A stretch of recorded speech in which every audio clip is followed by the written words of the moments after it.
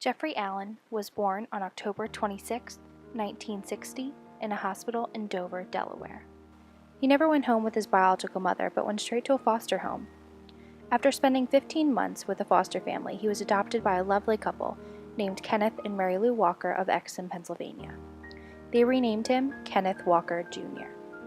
25 years later, he met his future wife, Loretta Buckley, while working at Westchester University, where she attended. A few years later, they had me, and 4 years after that, they had my sister Meryl.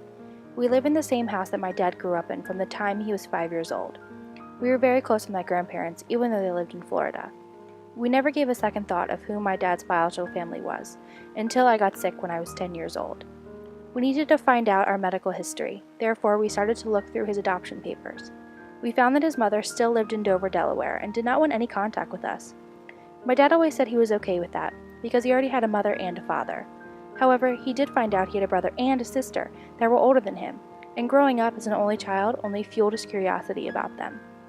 Skipping a few years, in 2008, my grandfather suddenly died in Florida, right before Christmas. Through the next year, my grandmother moved in with us, which made it 7 people in our household, including my family of 4, my mom's parents, and her. A few years earlier, she was diagnosed with dementia and had multiple strokes, so she needed our assistance every day. Almost exactly a year after my grandfather's death, my grandmother passed away.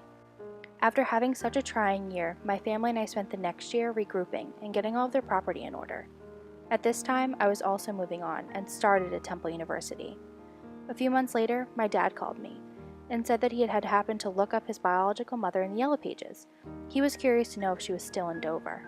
He found that she was in the same home, and his brother's name was actually linked up to hers, as related.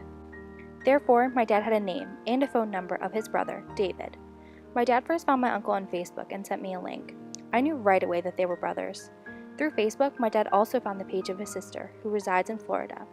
When he called, he spoke to my uncle's partner, Chuck, and had to wait for a call back. My uncle was so excited and baffled that my dad was in Pennsylvania for all of these years. My uncle and my aunt knew my dad existed, but did not know how to find him.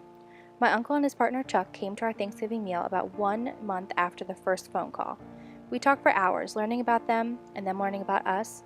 My uncle was so excited to have nieces and brought us a ridiculous amount of gifts. A few months later, my parents took a long weekend and went to Florida to meet my aunt and her family. Her name is Donna, and she's married to my Uncle Charles, and they have a 15-year-old son named Jesse. My sister and I did not get to meet them until the following July, but got to spend a lot of time with them that week.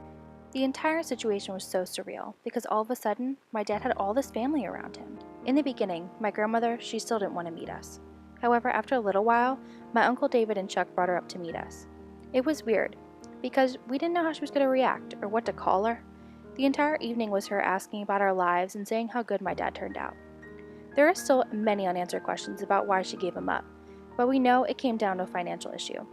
We still have a very close connection with all of them, and see them multiple times a year. The entire experience is bizarre, and every time I tell people, they react the same way and ask the same question. How is it possible for an adopted boy to find his family and have such a great relationship with them after 50 years? It's possible because everyone involved was searching for something. Their roots, a long-lost brother, and ultimately, closure.